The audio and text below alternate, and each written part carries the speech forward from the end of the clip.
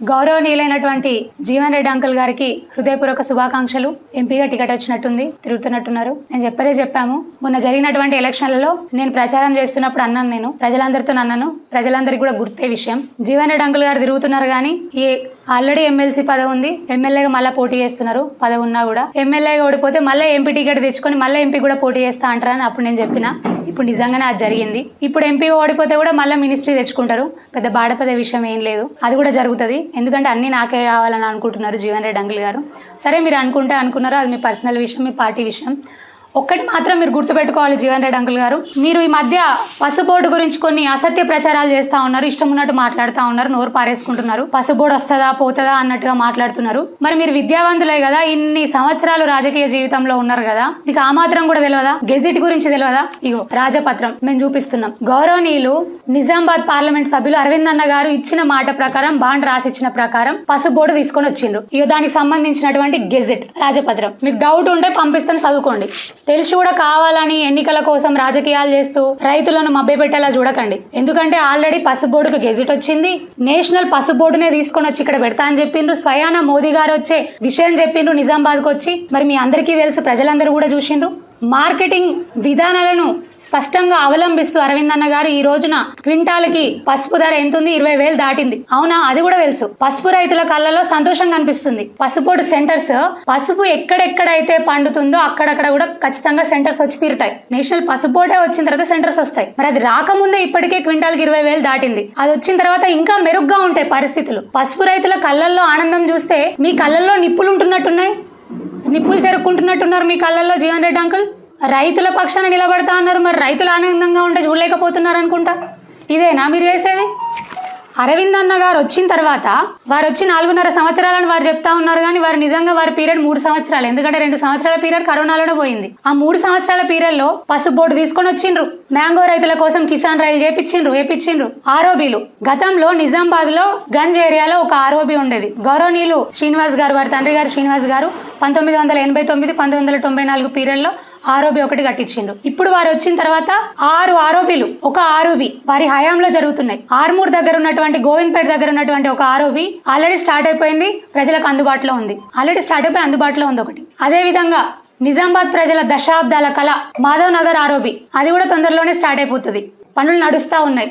ఇంకా అది మాత్రమే కాదు, ఆర్మూర్ మామిడిపల్లి హైవేలో ఉన్నటువంటి ఆర్ఓబీ ఇంకో 1 నెల రోజుల్లో ప్రజలకు అందుబాటులో వస్తుంది. అది కూడా ప్రారంభానికి సిద్ధంగా ఉంది. ఇంతకు ముందు నేను చెప్పిన నిజామాబాద్ లో ఉన్నటువంటి మాధవ్ నగర్ ఆర్ఓబీ, అది రాష్ట్ర ప్రభుత్వ అనుమతులు లేట్ అవడం వల్ల ఇప్పటికి ఆలస్యమైంది, కానీ ఇప్పటికి ప్రారంభించబడే పరిస్థితి.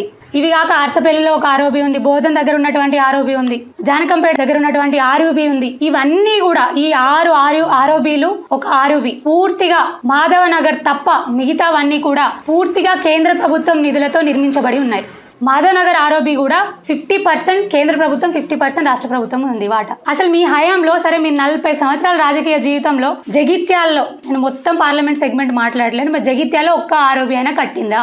ఒక్క ఆర్ఓబీ అయినా నిర్మించిందా? సరే, అంతెందుకు, మీ 40 ఏళ్ల రాజకీయ జీవితంలో జగిత్యాల జిల్లాలో ఒక వర్గంలో ఒక్క మచ్చుతునకైనా ఉందా? మీ మార్క్ ఒక్కటైనా ఉందా? మీరు సాధించింది ఒక్కటి చెప్పండి. ఎంత పదవులు అనుభవించిండ్రు, చీమంత పనులు చేసినా అని చెప్పుకుంటున్నారు. మొన్న ఏదో దగ్గర చెప్తున్నారు, జగిత్యాల్లోని 50 రోడ్డుని నేను 60 ఫీట్లు చేసినా అని చెప్పుకుంటున్నారు. అంకుల్, మీకు చీమంత అనిపిస్తలేదా? అది నేను చైర్పర్సన్ ఉన్న 3 సంవత్సరాల్లో దాన్ని గెజెట్ తీసుకొని వచ్చి 100 ఫీట్లకు పెంచినాం. మీరు 40 సంవత్సరాల్లో కనీసం దాన్ని ఎక్స్టెన్షన్ కూడా చేయలేకపోయినరు. కానీ ఇప్పుడు వచ్చి మాట్లాడతారు. ఏం చెప్పిన మొన్న ఢిల్లీకి రైలేపిస్తారంట జగిత్యాల నుంచి. ఏ విధంగా సాధ్యం అంకుల్? జగిత్యాల్లోని 50 రోడే చేయలేదు, ఢిల్లీకి రైలేపిస్తారంట. అంకుల్, మీ హయాంలో చెరుకు రైతులు నాశనమైనరు. 3 సార్లు కమిటీ వేసుకున్నారు చెరుకు ఫ్యాక్టరీ గురించి. అంటే ఇప్పుడు ఏదో ఓట్ల కోసం చెరుకు ఫ్యాక్టరీ తెరిపిస్తామని తిరుగుతున్నారు. అరవింద్ అన్న గారు ఇదే చెరుకు ఫ్యాక్టరీ కోసం పాదయాత్ర చేసిండ్రు. బోధన్ చెరుకు ఫ్యాక్టరీ కోసం పసుపోటు తీసుకొని వచ్చి చూపించిండ్రు. ఖచ్చితంగా పసుపోటు తీసుకొని వచ్చి, నేషనల్ పసుపోటు తీసుకొని వచ్చినప్పుడు అర్పించడం చాలా సింపుల్ ఇష్యూ. ఖచ్చితంగా అది మాత్రం అవుతుంది.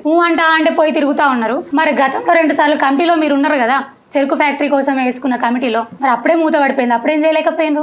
ఇప్పుడేదో ఎలక్షన్ స్టంట్ కోసం, రాజకీయాల కోసం, రైతుల్ని మభ్య పెట్టడం కోసం మేము తెరిపిస్తాం అని తిరుగుతున్నారు. నిజంగా చెప్పాలంటే మీ ఆయంలో మీ వల్ల చెరుకు రైతులు నాశనమైనరు, పసుపు రైతులు నాశనమైనరు, మామిడి రైతులు నాశనమైనరు. ఎక్కడ కనిపించింది అభివృద్ధి? అప్పుడు ఎంత ఉండే పసుపు పంట, ఇప్పుడు ఎంతకు వచ్చింది, ఎంత విస్తీర్ణంకి వచ్చింది? మీ హయాంలో కదా ఈ వీళ్ళందరూ నాశనమైంది. అసలు జగిత్యాలకి ఏం చేసిండ్రు? జగిత్యాలకే మీరు చేయలేకపోయినరు. ఒక ఆర్ఎన్బి మినిస్టర్గా ఉండి సరిగ్గా రోడ్లే చేయలేకపోయినరు. అంతెందుకు, మొన్నటిదాకా కొత్త బస్ స్టాండ్ చౌరస్తా మంచిగా ఉండేది. నేను చైర్మన్ అయిన తర్వాత ఆ ఎంక్రోచ్మెంట్లు అవి ఇవన్నీ తీపిచ్చి ఎంతో మంచిగా సౌకర్యంగా మార్చినాం. మళ్ళీ మీరు వచ్చిన తర్వాత, మీ ప్రభుత్వం వచ్చిన తర్వాత ఏం కనబడతానే ఉన్నాయి? అక్కడ బట్టీలు కనిపిస్తున్నాయి. ఏంది అంకుల్ ఇది? ఏం చేస్తున్నారు అంకుల్ మీరు? ఢిల్లీకి ట్రైన్ వేయించుడు కాదు. మీరు ఏంది గెలిచిన 3 నెలలు కాలేదు, 3 నెలల్లోనే మీ ఇంటి ముందే దారేపించుకున్నారు కదా. యావ రోడ్డు పరిస్థితిని కూడా చూడండి. మీ ఇంటి ముందే రోడ్ వేయించుకున్నట్టున్నారు కాంగ్రెస్ ప్రభుత్వం రాష్ట్రంలో రాగానే. కొంచెం చూడండి. చాలామంది నిన్న మొన్న చెప్తా ఉన్నారు, మీ ఇంటి ముందంటే బాగా ట్రాఫిక్ ఇబ్బందులు అవుతున్నాయంట. అసలు మీ ఇంటి ముందే ఎక్స్టెన్షన్ చేసుకోవాల్సిన అవసరం పడింది, రోడ్ ఎక్స్టెన్షన్. పాపం పోలీసులు మీకు భయపడి ఏం చెప్పలేకపోతున్నారు, అధికారులు మిమ్మల్ని ఏం అనలేకపోతున్నారు. కొంచెం గది చూసుకోండి. అవును అంకుల్, నేను మాట్లాడతాను. రైతులు అని మాట్లాడుతున్నారు. సరే, జగిత్యాల రైతు బజార్ గురించి మాట్లాడుకుందాం ఒక్కసారి. రైతు బజార్ మీ హయాంలో కట్టి కాదు, అసలు రైతు బజార్ మీ హయాం నుంచి ఇప్పటి వరకు నిరుపయోగంగా దశాబ్ద కాలం పాటు ఉంది. ఎందుకు ఉంది? ప్రజలందరికీ సౌకర్యవంతంగా ఉండే, ఎందుకు నిరుపయోగంగా ఉంచిండ్రు? అవునా? అంతెందుకు అంకుల్, ఇంకో విషయం మాట్లాడదాం. పిఎఫ్ఐ అడ్డాగా మారింది నిజమా కాదా? పిఎఫ్ఐని పెంచి పోషించింది మీరా కాదా?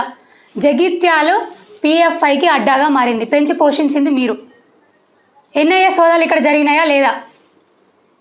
ఇదే నిజామాబాద్లో పోయి చెప్పుకుంటారా మీరు? ఇది నిజామాబాద్ డిస్టిక్లో ఆ జిల్లాలో తిరుక్కుంటూ ఇదే చెప్పుకుంటారా? గంజాయికి గేట్వే జగిత్యాల అయింది. చిన్న పిల్లలు, 7 సంవత్సరాల పిల్లలు, 8 సంవత్సరాల పిల్లలు గంజాయికి అలవాటు పడుతూ ఉన్నారు. ఎంత దారుణం! కొన్ని కుటుంబాలు అయితే జగిత్యాల నుంచి ఊరు విడిచి, ఇల్లు విడిచి వెళ్ళిపోయిన పరిస్థితి.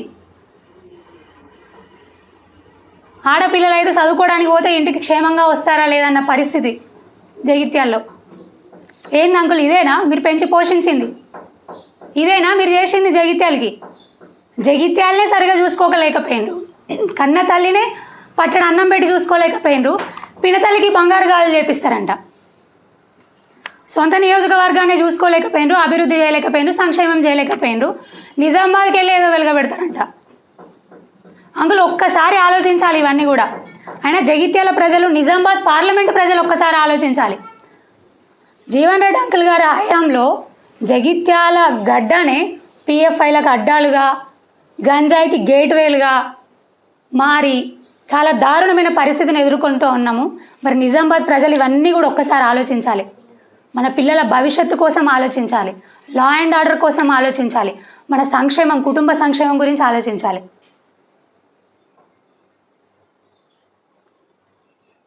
మన దేశం గతంలో కాకుండా మోదీ గారు వచ్చిన తర్వాత ఎంత సుభిక్షంగా మారింది. ఎక్కడికక్కడ కూడా సురక్షితంగా ప్రజలు నివసిస్తూ ఉన్నారు. అంతకు ముందైతే ఎక్కడ బాంబులు వెళ్తాయో తెలియని పరిస్థితి. మన పిల్లలు ఎక్కడో చదువుకుంటూ ఉంటారు, అక్కడెక్కడో బాంబు పేలుళ్ళు అవుతాయి. బిడ్డ మంచిగానే ఉన్నావా, బిడ్డ మరి ఎక్కడున్నావా అని అడిగే పరిస్థితి ఉండేది గతంలో. మోదీ గారు వచ్చిన తర్వాత ఆ పరిస్థితులు కనిపిస్తూ ఉన్నాయా? జగిత్యాల ప్రజలు మాత్రమే కాకుండా నియోజకవర్గ ప్రజలు, నిజామాబాద్ పార్లమెంట్ ప్రజలందరూ కూడా ఒక విషయం ఆలోచించండి. ఇంకా లెక్కకు మించినటువంటి మహిళల కోసం లోన్లు కానివ్వండి, మహిళా సంక్షేమ సంఘాల ద్వారా ఇవన్నీ కూడా జరుగుతూ ఉన్నాయి. మరి మన సంక్షేమం, మన కుటుంబ సంక్షేమం ఇలానే జరగాలంటే మళ్ళీ మోదీ గారు రావాల్సిందే, మళ్ళీ అరవింద్ అన్న గారు ఎంపీగా గెలవాల్సిందే. అక్కడెక్కడో బాంబు పేలుళ్ళు అయితే దాని మూలాలు జగిత్యాల్లో వెళ్తాయటండి. గింత అన్యాయం ఎక్కడన్నా ఉంటుందా?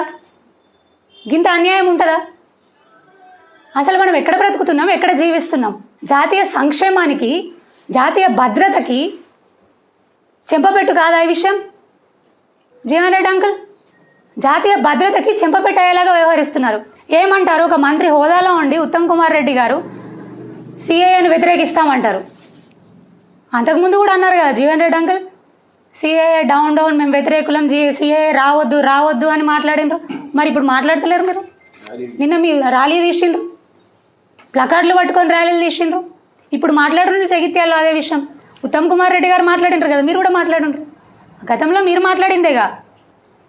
అంటే రోహింగ్యాలని, బంగ్లాదేశ్ నుంచి వచ్చేటటువంటి అక్రమ చొరబాటుదారులకి మీరు ఒక అభ్యర్థిగా ఉన్నాను ఒప్పుకున్నట్టే కదా. మొన్న అరవింద్ అన్న గారు ఆ విషయం మీద మాట్లాడితే మీరు స్పందించలేదే, అంటే అని ఒప్పుకున్నట్టే కదా ఆ విషయాన్ని మీరు, అవునా? అంకుల్ ఒక్క విషయం మీరు ఆలోచించండి, మాట్లాడే ముందు ఏది సత్యం ఏది అసత్యం అని గుర్తుంచుకొని మాట్లాడాలి. మీరు పెద్దవారు, మీ మీద గౌరవం ఉంది, మేము మిమ్మల్ని గౌరవిస్తాం, తప్పకుండా గౌరవం ఎప్పటికీ ఉంటుంది. నిన్నటికి నిన్న ఏం మాట్లాడుతున్నారు? మిస్టర్ మేడిపల్లి సత్యం గారు, గౌరవ శాసనసభ్యులు మీరు, మీలాంటి చదువుకున్న వాళ్ళకి ఉస్మానియాలో పిహెచ్డీ చేసినామని చెప్పుకుంటారు, మీలాంటి వాళ్ళకి అది తగదు. నిన్న ఇష్టారీతిన మాట్లాడుతున్నారు, నోరు పారేసుకుంటున్నారు అరవింద్ అన్న మీద. మీరు నోరు పారేసుకుంటే మేము కూడా మీ మీద నోరు పారేసుకోవాల్సి వస్తుంది. ఏం మాట్లాడుతున్నారు? చదువుకున్నారు అని గౌరవం ఇచ్చినాం మేము. 2 సార్లు ఓడిపోయినారు, ఒకసారి గెలిచిండ్రు. ఆ గౌరవం ఉంది మాకు మీ మీద. ఇష్టారీతిన మాట్లాడితే మేము కూడా నోరు పారేసుకోవాల్సి వస్తుంది, మేము కూడా అదే వర్డ్స్ అని మీ మీద యూజ్ చేయాల్సి వస్తుంది. జాగ్రత్తగా మాట్లాడండి. ఓ బీడీ కార్మికుల గురించి సరే ఈఎస్ఐ సెంటర్స్ తెస్తాము అని చెప్తా ఉన్నారు, సరే సంతోషం. ముందు గెలిచిన తర్వాత 100 రోజులలో బీడీ కార్మికులకు 4,000 పెన్షన్ ఇస్తా అన్నారు. ముందు అది ఇచ్చిన తర్వాత మీరు ఓట్లు అడగాలి. ఈ పార్లమెంట్ ఎలక్షన్లలో ఓట్లు అడిగే నైతిక హక్కు మీకు ఉంటుంది కూడా. అయినా నిజామాబాద్ పార్లమెంట్ ప్రజలను ఒక్కటే కోరుతా ఉన్నాను, మరీ ముఖ్యంగా మా జగిత్యాల్ జిల్లా ప్రజలు, మా నియోజకవర్గ ప్రజలు, ఎటుగాని పరిస్థితి అయిపోయింది. ఎమ్మెల్యే గెలిచిండు, ఆయన ప్రభుత్వం లేదు. ఒక ప్రభుత్వం ఉంది, ఇక్కడ ఎమ్మెల్యే గెలవలే, ఆయన ఎమ్మెల్సీ ఉన్నాడు, ఇక మళ్ళీ పోటీ చేస్తూ ఉన్నాడు. ఈయన ఓడిపోతే ఎట్లా మళ్ళీ మంత్రి పదవి ఇస్తారు పిలుచుకొని? ఎమ్మెల్సీ ఉన్నా ఎమ్మెల్యే టికెట్ ఇచ్చిండ్రు, ఎమ్మెల్యే ఓడిపోయినా ఎంపీ టికెట్ ఇచ్చిండ్రు, ఎంపీ ఓడిపోతే కూడా ఎట్లా మళ్ళీ పిలుచుకొని మంత్రి పదవి ఇస్తారు? అప్పుడు మంచిగా మంత్రి అవుతాడు, మంత్రి వస్తాడు, అన్ని రకాలుగా ఫండ్ తీసుకొచ్చే వెసులుబాటు ఉంటుంది. అప్పుడు ఎట్లా చేయలే, కనీసం ఇప్పుడన్నా చేస్తారేమో జీవన్ రెడ్డి అంకుల్. ఎట్లా దేశంలో మోదీ గారు ఖచ్చితంగా వస్తారు. మోదీ గారి మీద ప్రజలందరికీ ప్రతి ఒక్కరికి నమ్మకం ఉంది. వారి హయాంలో సంక్షేమం, అభివృద్ధి పట్టుకొమ్మలుగా దేశం మారింది అనేటటువంటి నమ్మకం ఉంది. ఎట్లా వారినే గెలిపిస్తారు? మరి ఇక్కడ కూడా వారి అభ్యర్థిగా, వారి సైనికుడిగా అరవింద్ అన్న గారిని గెలిపించినటువంటి అయితే ఈసారి కేంద్ర మంత్రి అవుతారు. అంటే మన జగిత్యాల ప్రజలకి రాష్ట్రంలో ఒక మంత్రి జీవన్ రెడ్డి అంకులు ఉంటారు, అరవింద్ అన్న గారు కేంద్ర మంత్రి ఉంటారు, మంచిగా ఫండ్స్ వస్తాయి. ఆ ఫండ్స్ అన్నీ మన జగిత్యాల అభివృద్ధికి మనం యూజ్ చేసుకోవచ్చు. అందుకే జనంత ఒక్కసారి ఆలోచించండి నేను చెప్పిన విషయాలని. మరి దయచేసి మీ అందరి ఆశీర్వాదాలు కూడా, ప్రజలందరి ఆశీర్వాదాలు కూడా మరొక్కసారి మా మీద ఉండాలని కోరుకుంటా ఉన్నాను.